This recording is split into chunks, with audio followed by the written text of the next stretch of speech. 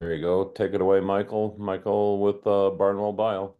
Awesome. Well, it's great to meet you all. Really excited to get to do this. Ag Ventures Alliance has been amazing, and I'll get into that a little bit in my presentation here. Let me whip up some slides. Yeah, well, you're bringing that up. I see Corwin jumped on. Morning, Corwin. Can you all see this? Yep. Awesome. Well, again, thank you so much for having me. My name is Michael Reese. I am the co-founder and CEO at Barnwell Bio. And our mission and what we're doing is we're turning animal byproducts into biosecurity for livestock and poultry farms. So just today, quick agenda. I'll introduce our team. So go through, who we are, where we come from, give you a little bit of an overview on the company, some of the stuff that we're working on. I also want to talk about some of the pilots that we'll be doing with Ag Ventures Alliance, so we can get into that. As I'm chatting, please hop in with any questions. To Lauren's point, well, I want to keep it super informal and just kind of let you all know like what we're working on. And even if you don't own livestock, if you know someone who does and it comes up at some point, you'll know where to find us. So just a little bit on our team. So right now we're four people full time, so small team still. The founding team, we all come from the company that started and scaled COVID-19 wastewater monitoring. So cities were looking at municipal wastewater as a source of information on how the disease was spreading, how it was changing. And that became, a powerful tool to understand, especially when folks weren't getting tested or doing testing at home, what was going on with the virus. We ended up expanding to other viruses, so RSV, flu viruses. We also looked at opioids in wastewater. And, we walked away from that experience really on kind of realizing that waste and waste streams are a really powerful way to understand health and wellness. I say this because this is what we do at Barnwell, and I'll get into that more formally, but just wanted to give you all some context.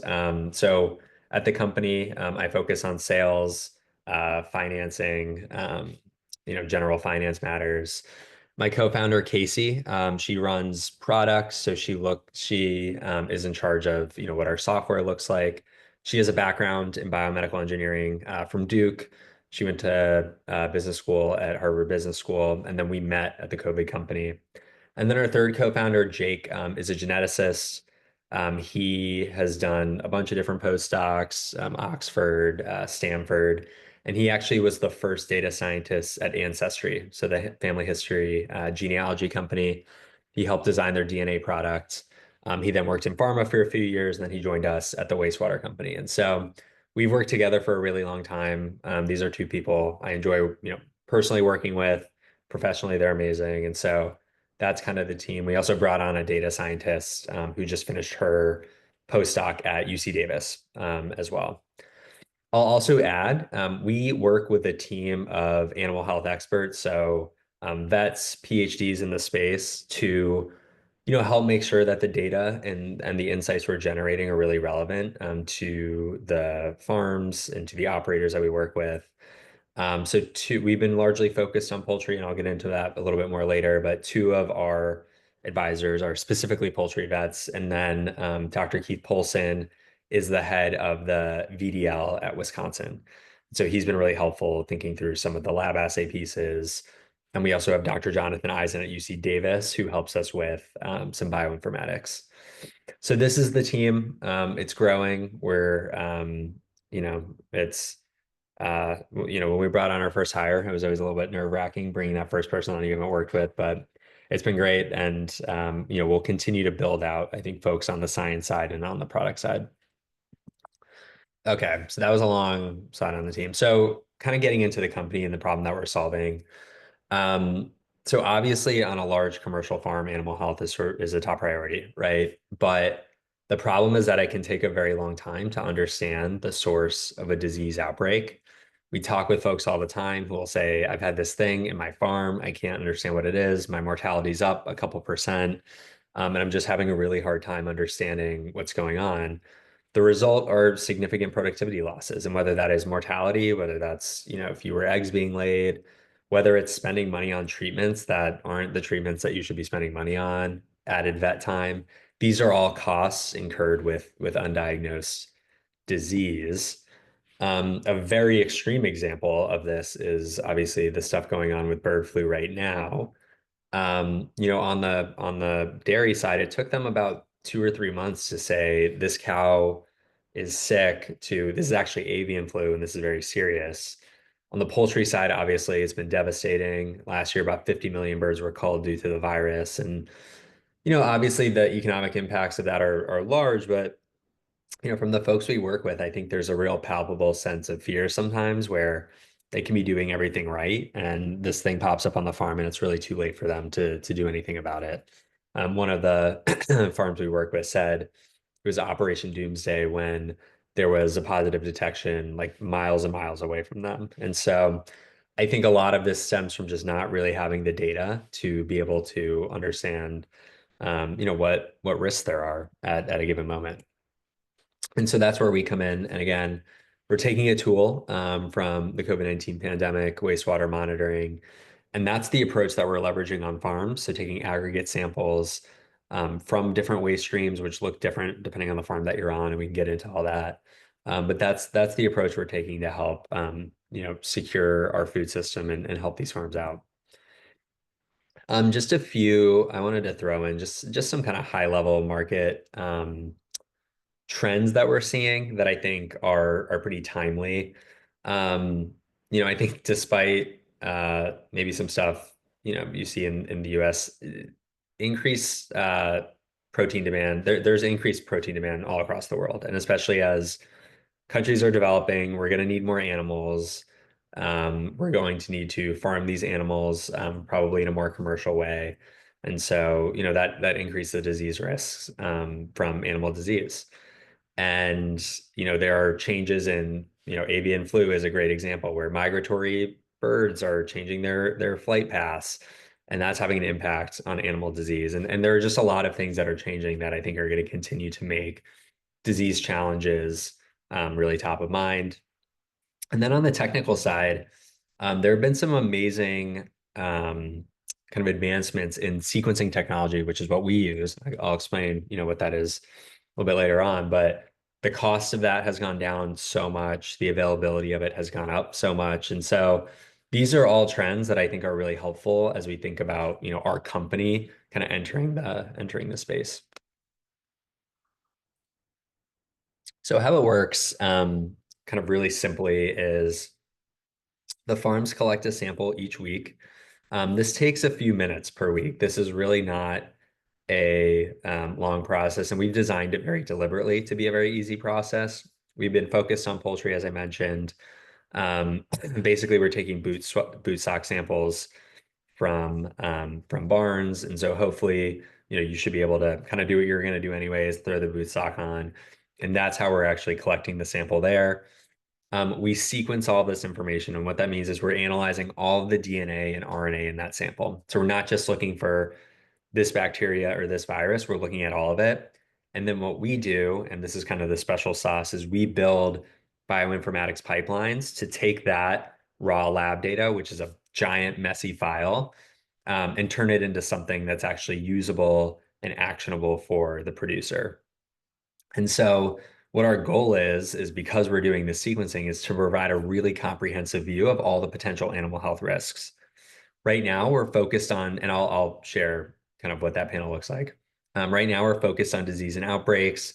So thinking about, getting ahead of outbreaks before they become really big issues, or really just understanding what's going on under the hood when there is a problem on the farm. We can look at different subspecies and different variants of pathogens, and this is helpful for potentially informing interventions that you might take later on. We're focused on disease, but very quickly we want to expand into nutrition biomarkers. So really looking at what does that microbiome look like and how do we optimize it, maybe on the nutrition side. Sustainability biomarkers like animal stress, potentially fertility.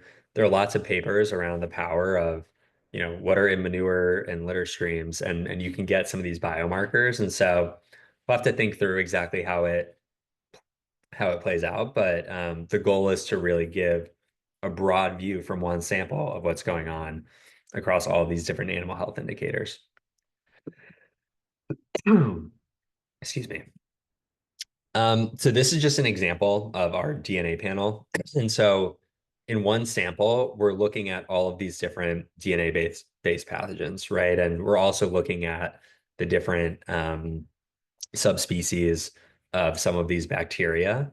And what's really great about our approach is that if someone comes to us and says, "Hey, we're actually interested in this other thing that's not on this list," it's not a hard exercise. We don't have to adjust anything on the lab side. What we adjust are things on the computational side, where we find a reference for whatever you're asking about and then match it to the data that we're getting, and then just build out whatever the customer sees. And so it's really, really flexible depending on what the customers are interested in. But also, if there are new and emerging strains of disease that are of concern that no one was aware of, again, we don't have to adjust anything on the lab side, which is different from like a PCR test where you would have to redevelop a whole assay to target, a new disease that pops up. So this is just an example, I think, of some of the power of, what the data that we're generating. When I think about, where do we stack up against other disease surveillance solutions? We hear a lot, visual inspections, I think, are still the most common kind of form of surveillance, but sometimes there are wearables, temperature monitors, things like that. Sensors, you see these like digital noses. Sometimes there are machines that can pick up different sounds that animals will make depending on if they're sick. Um, and I think these are all really helpful, actually, in understanding if animals are sick. And I do think most folks have a good sense for when something's off. The issue is that these are all very symptom-driven solutions, and a lot of pathogens can cause the same symptoms. And so you might want to respond differently depending on what it actually is. And I think that's where we can come in, is where we can share, okay, this is, in addition to potentially seeing sick animals, here's the signal we're seeing in the wastewater, right? So you kind of take out that guesswork process and really get to the kind of source of the issue.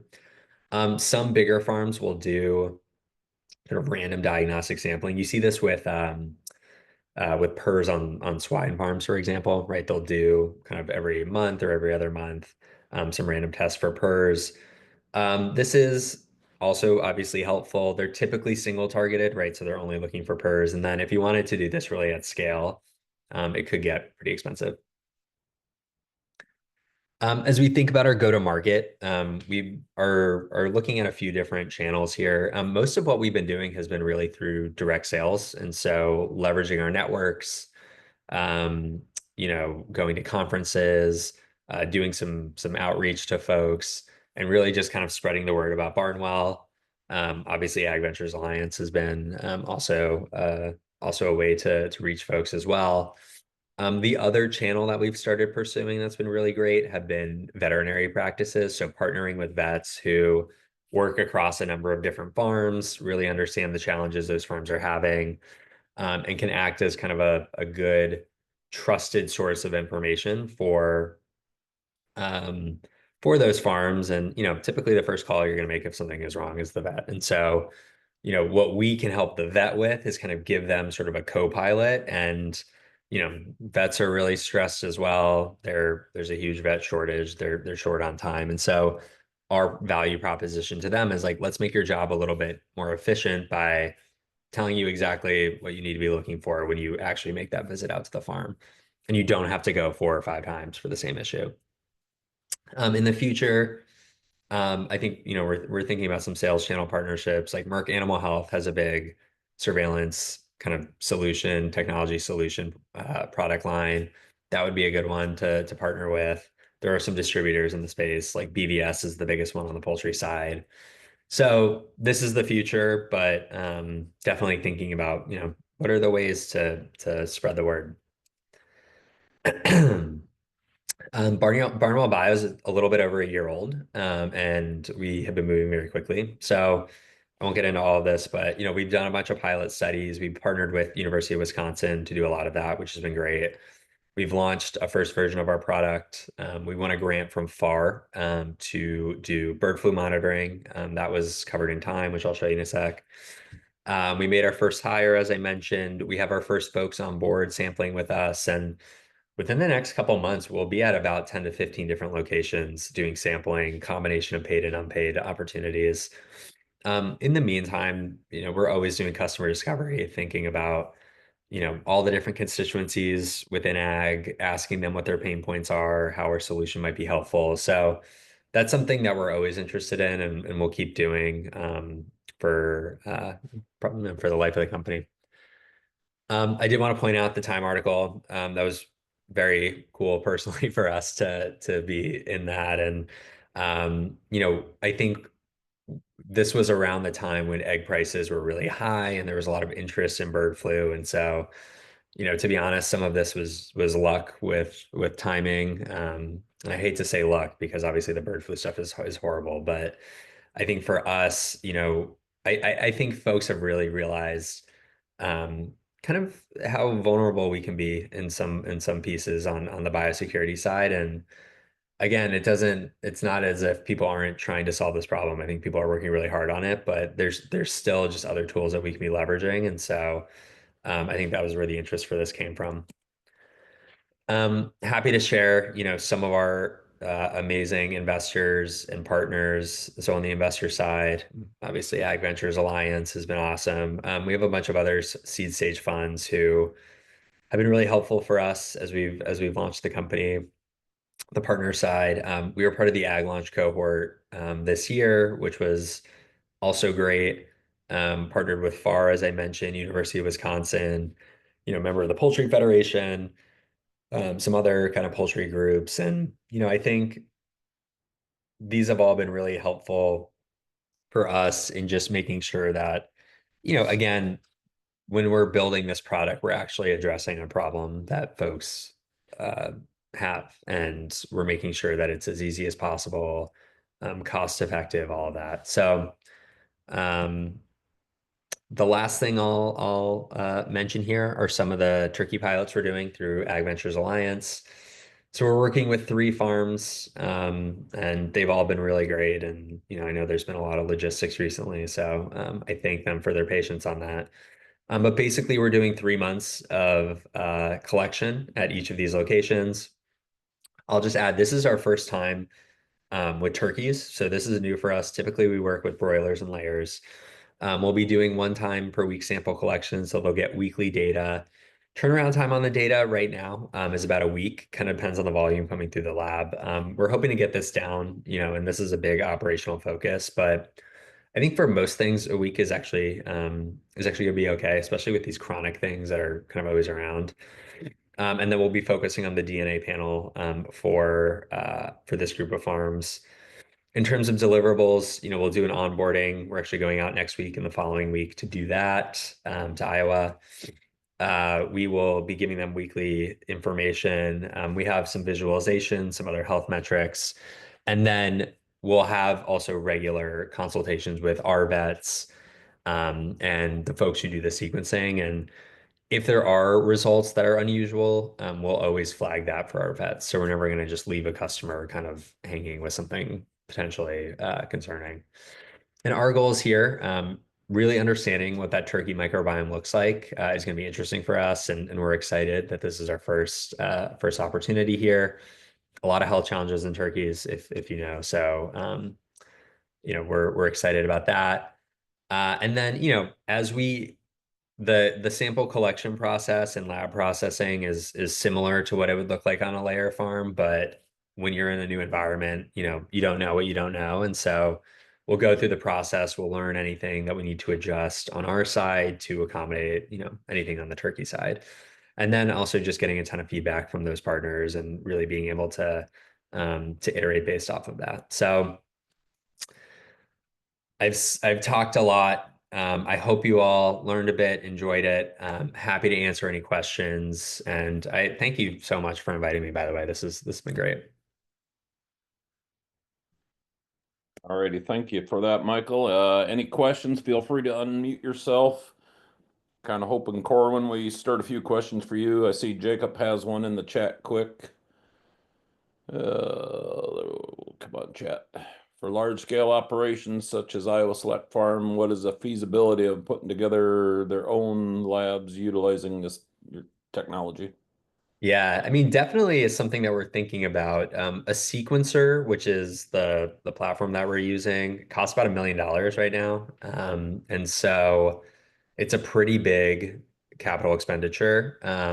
But as I mentioned, like that technology is getting cheaper, more available. And so I do think there is an opportunity for to your point, if the operations are at a certain scale, to do the actual lab process, the sample processing and lab process on site.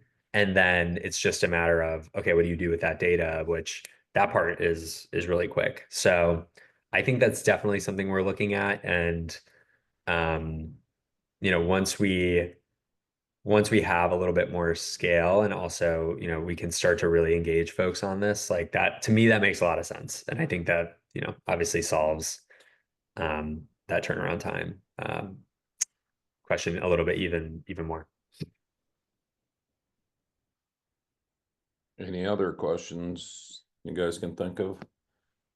I mean, you did spur my interest there with the nutrition stuff and that. How would that work, or can you elaborate a little bit more on that? Yeah, I mean, I think there, what we would, I mean, it's interesting, right? Because even if you're feeding animals the same thing, some of the nutritional profile of that feed depends on where it was grown, when it was cut, all or harvested and all of that. So, um, what our vision on that is, can we think of what is an optimal microbiome to sort of optimize productivity, right? And if we're seeing deviations from that, could we suggest different, feed additives or, whatever it would be to make sure that on the herd or on the flock level, you're kind of up to par. And so, that's sort of early days, or I'll also add, like, if there are specific things that you are interested in understanding, maybe it's like vitamin D, right, on the dairy side. Um, could we, look for that and say, okay, we're seeing that you're low here, you're high here, or you're right where you need to be, all in the service of, whatever that productivity metric you're solving for is. That's how we think about that. And I think, it's obviously early now, but it would really be in service of making sure that folks are being as smart as they can be, right, with some of the feed decisions that they make. Um, what I really like about, I mean, I think it's, if we can figure that out, I think that's going to be a really good use case. And I also think it gives us access to potentially more of the market. I didn't mention this, but we've been largely focused on sort of those top 5% of farms by number of animals. And this is just because, you know, um, we we see a lot of health challenges, on that side of things. But I think it gives us an opportunity to really access a lot more of the market, because I think it provides kind of a potentially like immediate or almost immediate return on investment, right? In a way that pathogen monitoring is a little bit more, cost savings, and something typically has to happen to realize that. Yeah. On the same mindset, then one of the questions I've had for a while here after talking to Corwin early on, I mean, relatively disease-free flocks, would that end up being a marketing tool for the actual producer then if they could verify that they don't have near as much? I mean, would there be kind of a certification down the road where say, hey, this is the disease level we're at, this is what a normal herd flock is at? That's where I want this to go, right? And I think you can do that on a lot of different indicators. I think disease is one of them. When I was talking about animal stress, we can measure cortisol in different waste streams, and so we can say, sort of objectively, right? If you're making claims on bird welfare, right, we can say with a little bit more of an objective lens, yeah, they made this claim, and the result was that the birds weren't as stressed. And stress is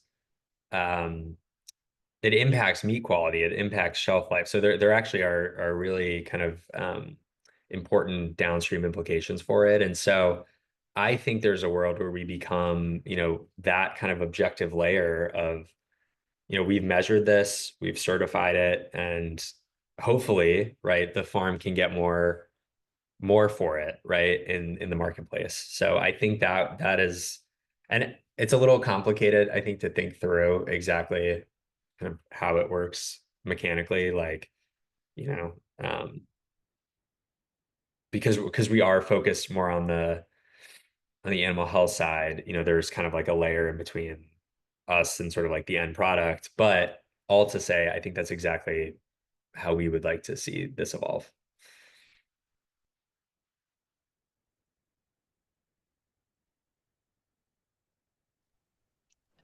Yeah, Any other, there we go. Go ahead, Corin. I apologize. I had to jump on a rescheduled call right at the most important part, right after you was describing the problem. Of course, that's when the call happened. So I do have some questions. I do want to understand it better, but I feel like if I ask those questions, I would just be, you know, making other people uh, revisit what you already explained. So maybe we could have a follow up call sometime where we won't take people's time, but. I what you've been working on has been kind of and I wouldn't say a vision of mine, but I've had a lot of discussions about the value of um, the data and the information. So maybe sometime we could dig in just a little more. I love that. That sounds great. Well, if you want to stay on after the call, I'll shut the recording off here in a little bit, Corwin, and you can feel free to have that conversation now if you have time. I do. I have a hard stop at 8:45. Okay. Any other following questions, or I'll pause the recording here and let you two talk. So.